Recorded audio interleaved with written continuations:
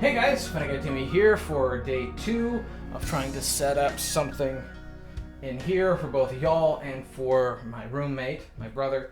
And so before we had just tried out this thing, the shield itself, the isolation, what was it? I actually looked it up before, but I'll put what these things are called on the screen. I already did a review of this. This is kind of a continuation of the review, but also kind of a how to somewhat address a room that doesn't have like a closet. I mean, he does have a closet, but it's kind of already full. It doesn't have any room to set up anything. So you know, I was going to try to work something over here for him. And so I have a lot of options. So as you can see, I've actually pinned up this small piece of moving blanket that has foam, some foam wedges glued to it. These are extra foam wedges that came off of those big thick corner pieces that I have in my professional recording studio. Those big chunky corner blocks. They just have these little pieces that peel off, you know, that go in the grooves. And so I still had a whole bunch of these, and I thought might as well just see if I can glue these onto a sound blanket. And it does work. It does make this actually like really, you know, kind of flexible. You can kind of roll it up. So, you know, I'm gonna try to figure out an easier way of putting it together because it takes a while to glue. But yeah, I might show you guys that later. So I put that up here in this wall, on that wall, and he still hasn't decided how much of the room he's gonna let me mess with. So I'm just gonna try to deal with this, that, the floor, and possibly something right here. And I have a whole bunch of stuff to try to use. I have leftover foam wedges from when I put my studio together. I have some extra sound blankets. Got a big one that I'm probably gonna be hanging up. This bad boy. And then I have some more of these corner pieces right here. I'm going to see if a few of those can fit in there. And then if this microphone does not work, still does not work all that well because his window is not treated, so still getting a lot of noise, and the neighbors are like right across this wall, so I may end up just trying to use a dynamic microphone. Now you guys have seen me use this one a lot for doing voiceover and taking on the road, and I use this one a lot for stand-up, and it has this huge foam cover, which actually is 2 windscreens on it. It's actually one of the bigger ones. It's intended for a large diaphragm, and then it has one that's a smaller one that's intended for dynamic mics. Yes, this does muffle it a little bit, and you do have to kind of sharpen it up in the EQ, but it definitely prevents any plosive. You can get right on it, and you will hardly get any plosive. And that's the whole point, is because the closer you can get to the microphone, and the more direct you can get into it, the less you're going to hear the noise around it, the less reflection you're going to get, and all that kind of stuff. So I'm going to be trying something like that if that still doesn't work. So yeah, I'm going to try to pin some stuff up, and yeah.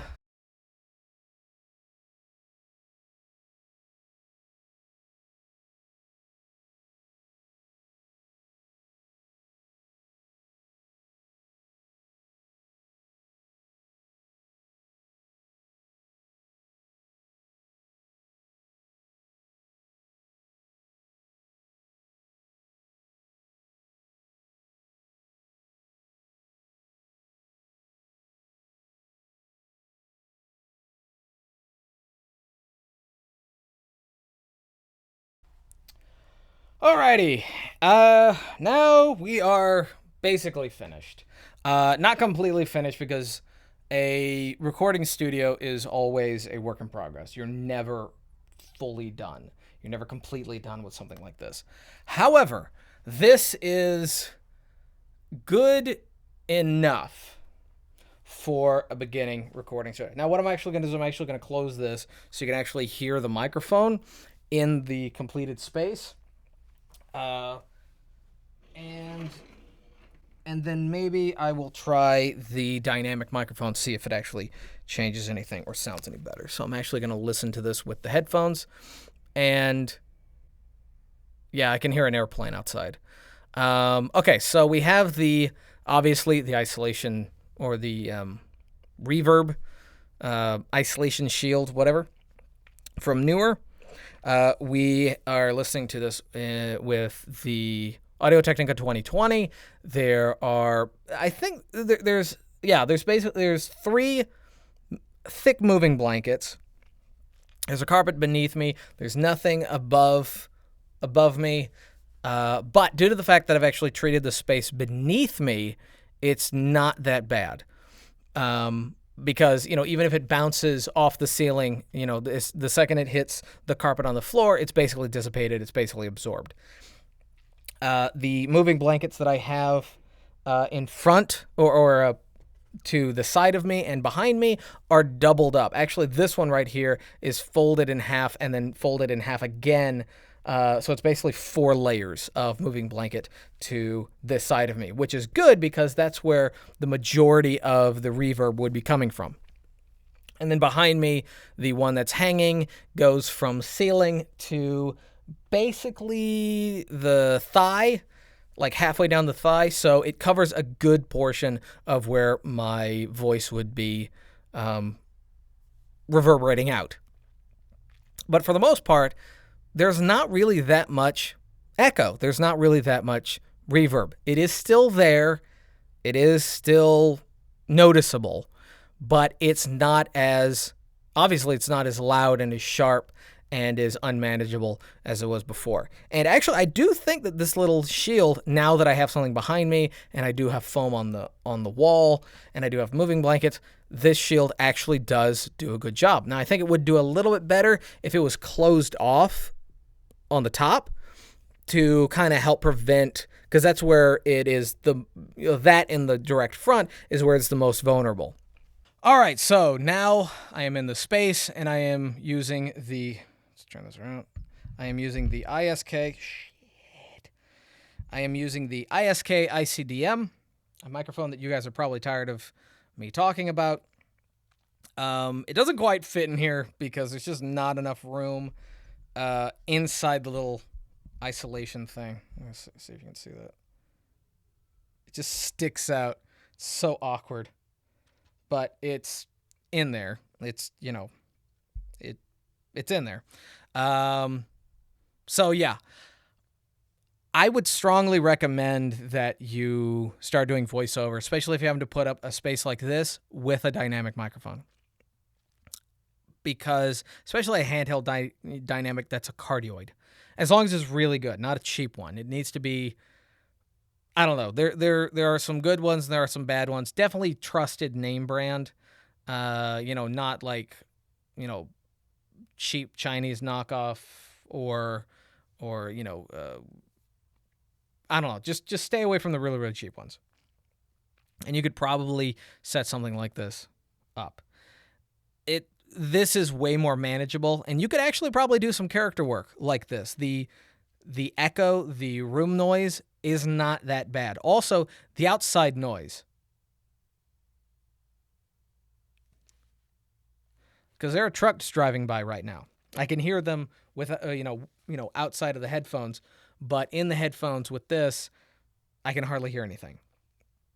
So, yeah, this is not all of these things together, and this isn't how I'm saying this is how to do it.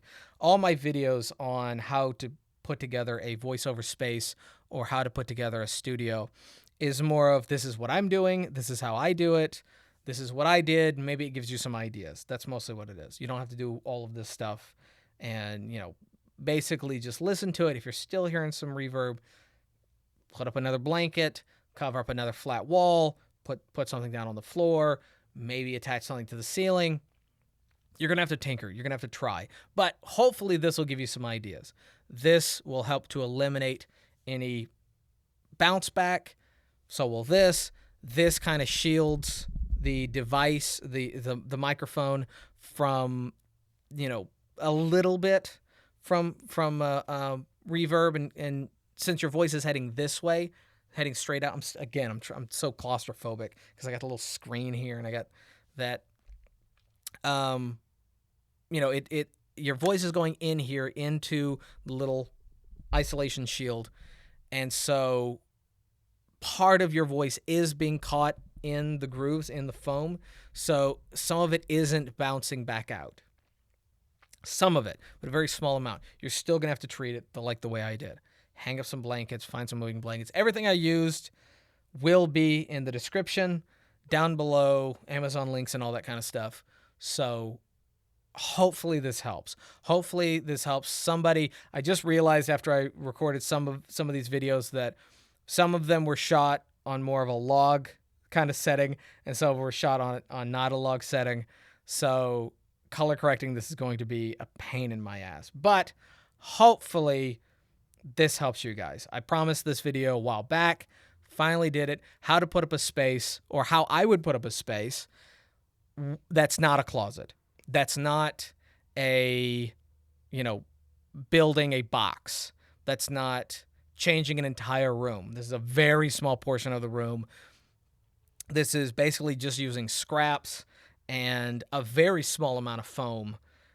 It's not that expensive, especially if you're using the dynamic microphone. You're not looking at something that would break your bank. You may have to save up a little bit for some of these things, especially the interface, but you know, you don't have to use the Zoom H6. You can actually use the Behringer Euphoria, I think, one of the Behringers, which I may also include in the link, because it's a small, very inexpensive interface that, you know, I've tested, I recommend for, you know, more budget-friendly kind of stuff. So anyway, thank you guys for watching. If you liked the video, give it a thumbs up. If you didn't, give it a thumbs down. Totally fine. Subscribe if you're new, bell for notifications, and leave that comment of whatever, suggestions, or saying thank you, or you suck, Tim. That's totally fine, down in the comment section. And again, everything will be in the description. So until next time, peace.